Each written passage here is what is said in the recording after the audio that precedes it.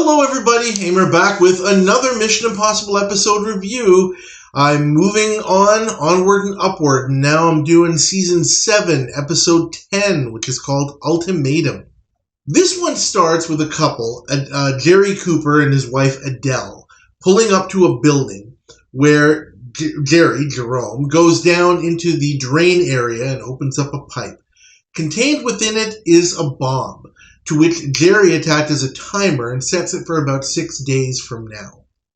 The couple celebrates the task by telling us exactly what happened, in case we couldn't figure it out, and Jerry mails a letter to the President of the United States. Jim goes to a fairly secluded place for instructions, which is somewhat refreshing. Normally it's way out in the open someplace. The mission. Jerry Cooper is a nuclear physicist. Makes me wonder if he knows Joe Collins from 2000, some episodes ago. He has set the bomb to go off at noon tomorrow. This obviously happens a few days later.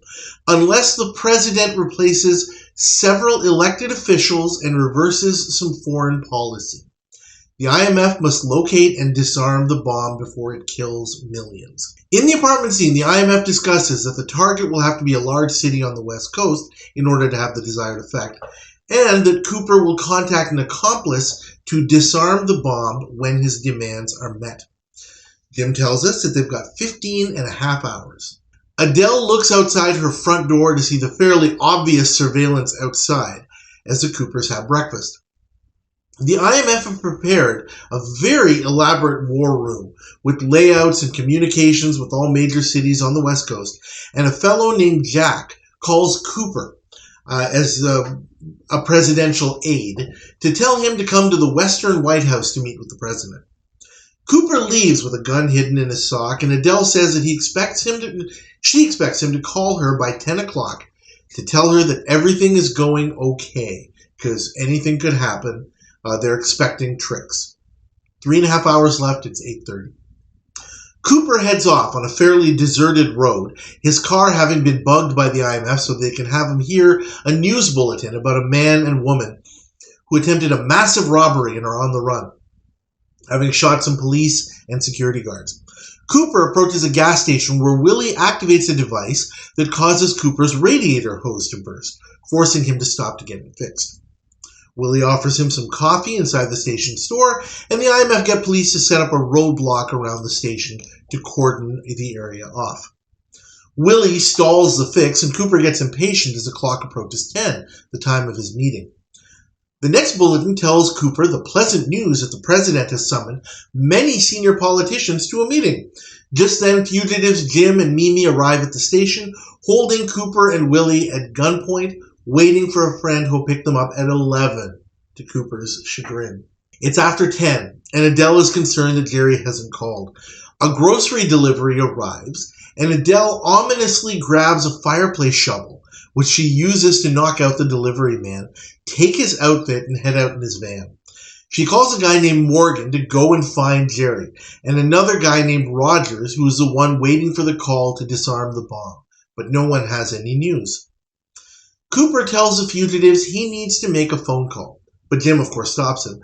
Morgan heads in the direction Jerry went, but of course can't get past a police roadblock. At the gas station, police sirens are heard, and Jim, as a fugitive, tells Willie to play it cool.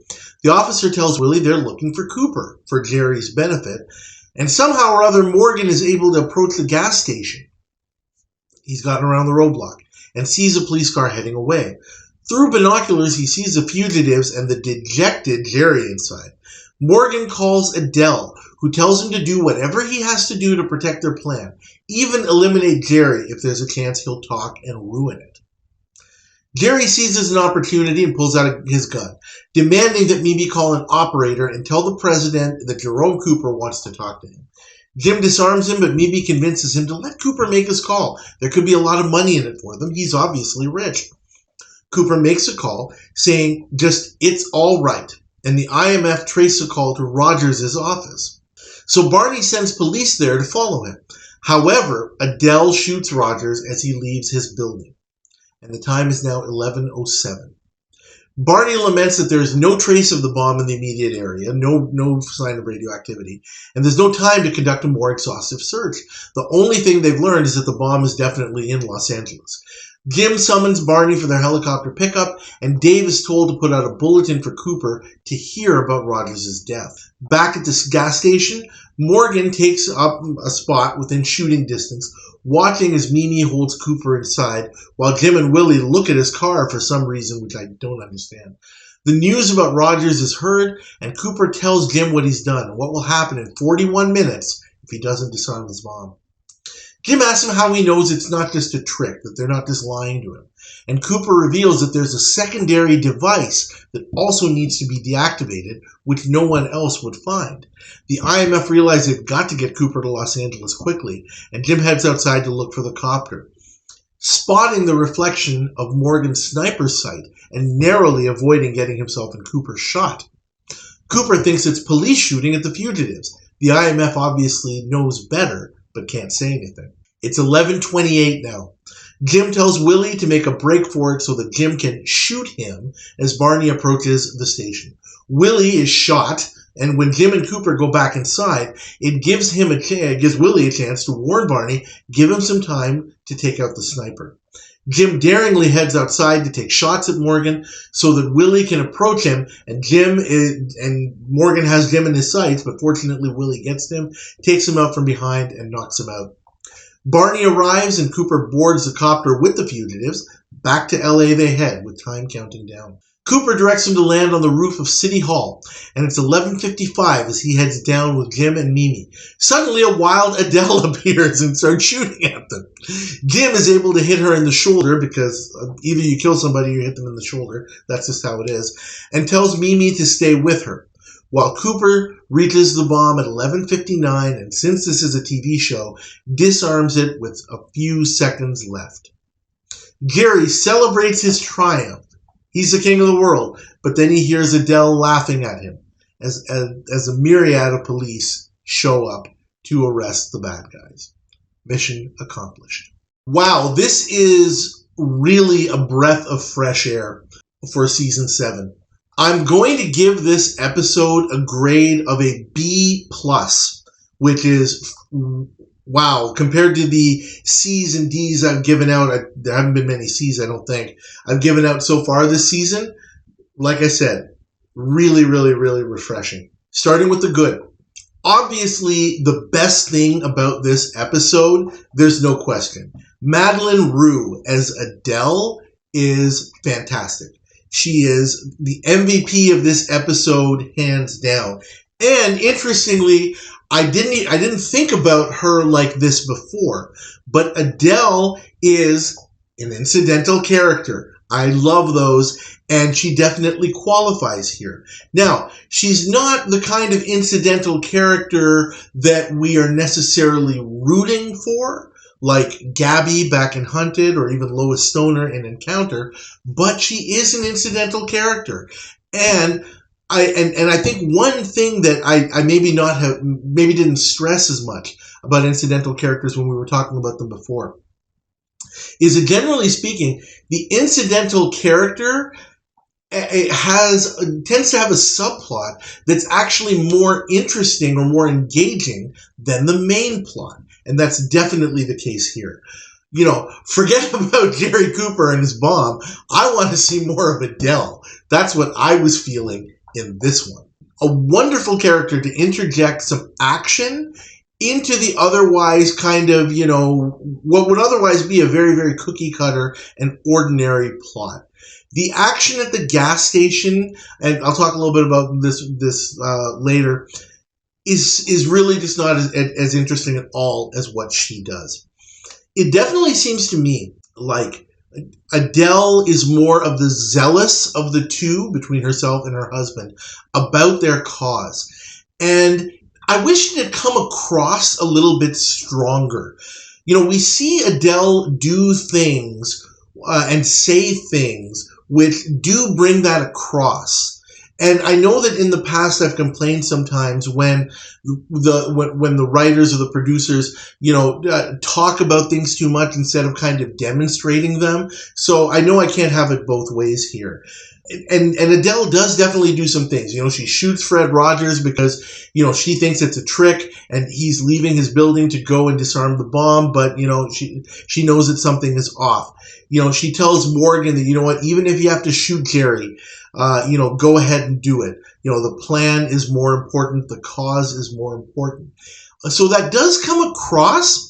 But there's something about it that I just wish it came across a little bit more strongly, even if that required some dialogue. Not a lot, but even a little bit more dialogue about, why she is so, zealous about this plan.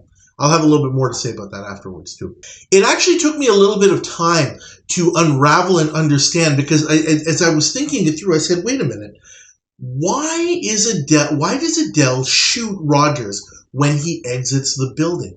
That doesn't make a lot of sense. Rogers did tell her earlier in the episode that the only reason I'll leave is because Jerry told me to leave and disarm the bomb. So obviously Adele sees him leaving. Okay, he's going to go disarm the bomb. But I had to think it through, and then I realized, okay, I guess what's happening here is Jerry should have called her first, and because he didn't, obviously he really couldn't at that point because Adele was at a payphone, but she seemed to feel that something was off. It is kind of a shame, because I can just imagine what might have been the case had, Jerry actually called her at home, and she wasn't there to take the call, and then that ended up being a mistake. But whatever, maybe I'm overthinking it a little bit. Just to put a bow on that, Madeleine Rue's Adele, yeah, she makes this episode hands down. Also good. This is a decent and cogent story. It is a simple mission. It's simple to explain and simple to understand. Not necessarily easy. Worthy of the IMF to tackle. It's one of those where, it's not even really about degree of difficulty. This is one of those ones, like some in the past we've seen, like, The Interrogator from season 3 comes to mind. This is simply the IMF there's no other play here. It's not about, skill or, as I said, degree of difficulty. You just have to, you have no choice. You have to take somebody through the steps that will get them to give up the information that only they have. No other way to go about it. But again, the stakes are worthy of the IMF, and that is what is really, really good.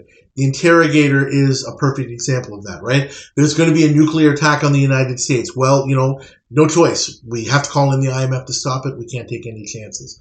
I like that. Same thing here. It's unfortunate that we have to have, just because this is a television show, there's no other way to have the kind of suspense that a show like this requires. The whole trope of having, only seconds left before the bomb goes off and, it comes right down to the last 5 or 6 seconds, that's unavoidable. You know that that's going to happen. I do think that it's fairly well done here, and I do think that the writers crafted a good story to make it make sense. It doesn't seem overly contrived to me that happens. I also do like it seems like a really, really simple thing, and it is, but, the overlay of the clock as Cooper and Mimi and Jim are heading down the stairs in City Hall and through the pipes and through the drains, going towards the bomb. I think that is really, really neatly done. I like that effect. It really came across well. Moving on to some of the stuff that's not so good. Whether you want to call it bad or just weird or whatever, I mean, that's kind of up to you. But here are the things that I found that I didn't like so much. There is a problem with this plot, that it is kind of a foregone conclusion. Obviously, we're not going to have a TV show where the bomb actually goes off. It is a foregone conclusion that the IMF is going to complete their mission. That doesn't really do much to, decrease the amount of suspense that they have. I think that was good. But yeah, that is there. A bigger problem is the character of Jerome Cooper. Murray Hamilton, the actor, again, another, prolific actor. I think he does a good job, portraying Dr. Jerome Cooper. But there's really not a whole heck of a lot to that character and to that part of the plot. And it really does, as I've already said, I don't want to keep repeating myself, but it really does get overshadowed by what Madeline Rue as Adele does. So all Murray Hamilton has to do is really act frustrated the whole time. And I think that's why the character isn't as engaging as he could be, right? There's also the fact that, Adele is more engaging. But whatever. I think something could have been done there, but I can't really put my finger on what. I thought a little bit about the original IMF plan and how I imagine that Jim kind of had it originally laid out in his head. I always like to try and think to see if I can kind of unravel that, so that I can think about the wild cards and whether they make sense. So it seems to me that the play was going to be to get Jerry to that gas station, have him hear bulletins to convince him that he won, and what the IMF was hoping for was he would call Rogers, as he did, and Rogers would go and they would disarm the bomb, the police would follow him, and, mission accomplished. That's fine. And then after that, they could probably say, well, sorry, Dr. Cooper, we got you, right? The way, the abrupt ending that we've been seeing fairly frequently. Obviously, they have to do some improv, and that improv is good. There are some wild cards that they did not expect. I felt at times that the episode plods a little bit, probably again for the same reason about, Adele's plot being more interesting than Jerry's side of it. I can't really point to specific examples of where it plods. So maybe it's not fair for me to say that, but I think it's just, just one the A plot, the A1 plot being just, so different from the A2 plot in terms of the pace.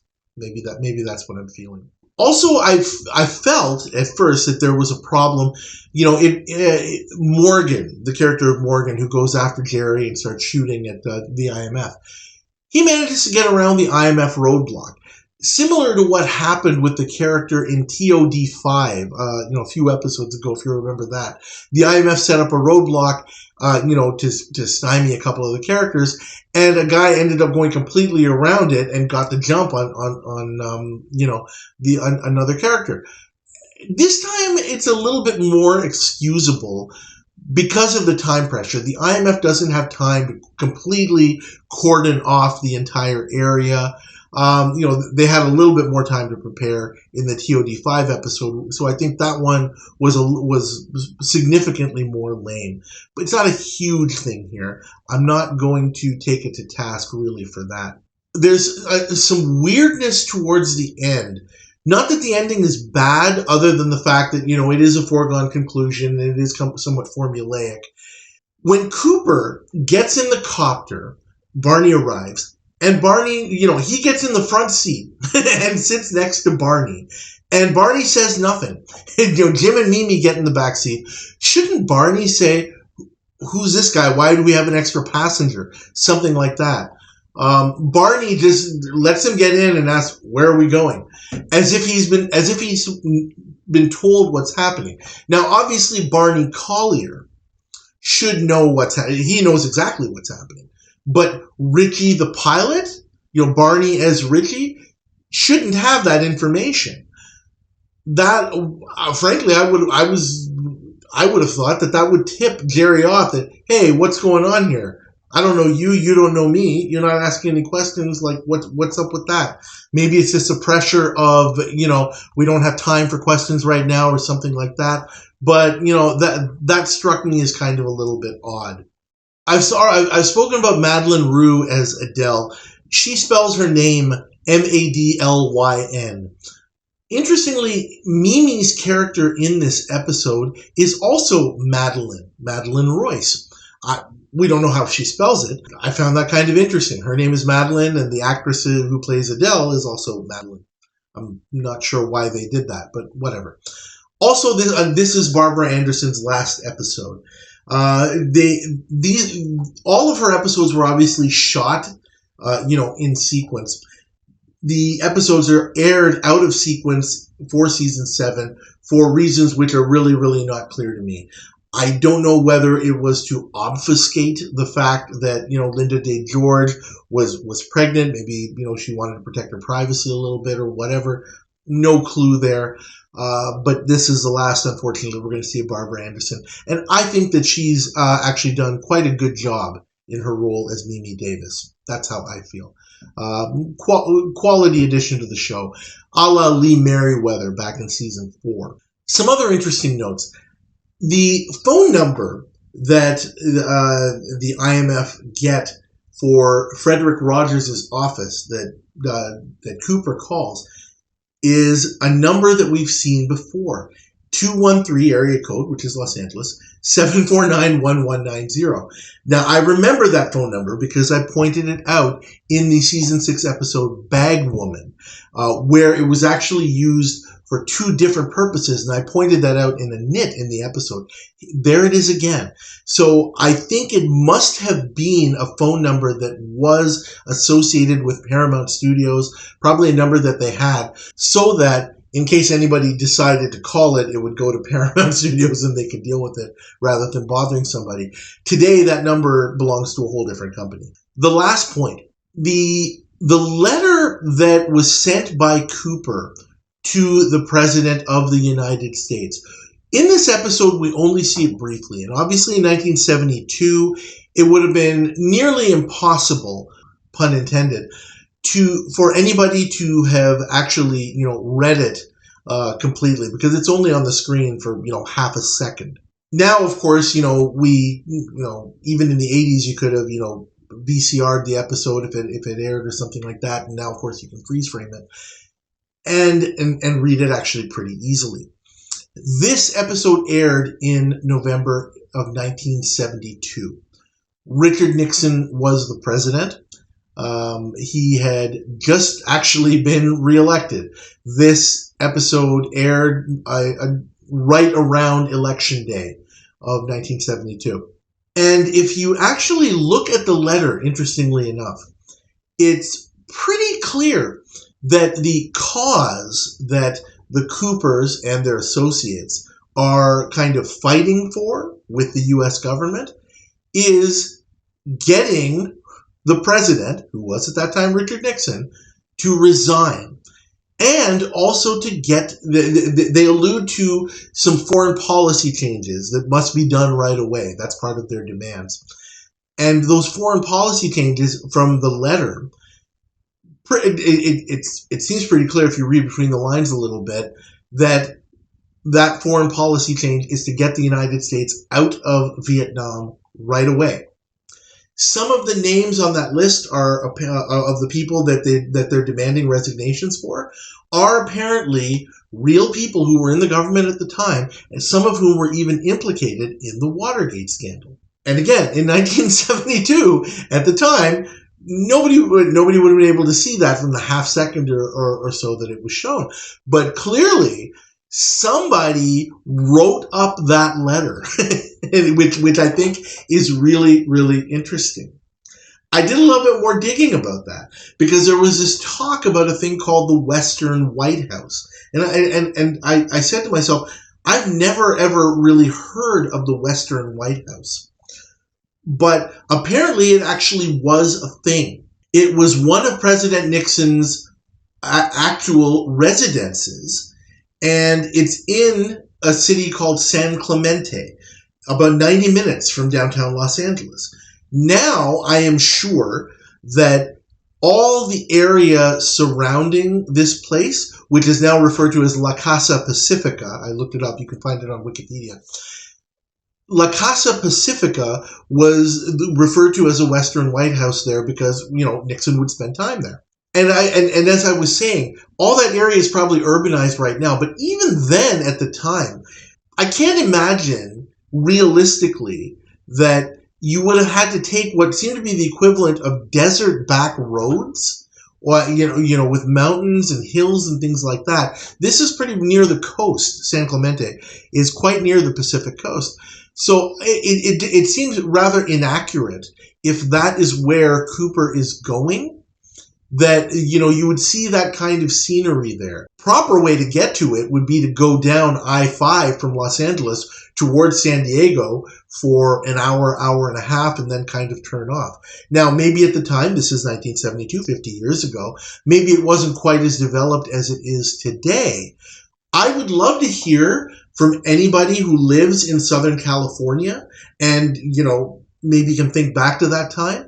How accurate is this? I know obviously they're not going to San Clemente. They are working in the Los Angeles area and up in the hills and the mountains, probably in the Sierra Nevada. I'm just really, really curious if somebody can kind of shed some light about that, because I'm actually kind of fascinated by this whole concept of the Western White House. Today, not today, but up till a couple of years ago, you can think of it as kind of being the same idea as what Mar-a-Lago is to Donald Trump. Nobody refers to it as, the Southern White House or the Florida White House, but in much the same way as President Trump spent while he was president a significant amount of time there. He would often use it for meetings and things like that and treat it as kind of an extension of the White House. And apparently, President Nixon in 1972 was doing basically the same thing with La Casa Pacifica, and that's why it's referred to the Western White House. That's all really interesting. I really love it when, there's kind of a dose of reality injected into, a television episode or any kind of entertainment. I think it adds to the production as long as it's kind of not overdone. It reminds me of probably my favorite review, the one for The Innocent back in season 5, where we were talking about realistic things that were going on in the United States at the time and how the writers were trying to incorporate that into what was going on in an episode. And I'm seeing it again here. I love it.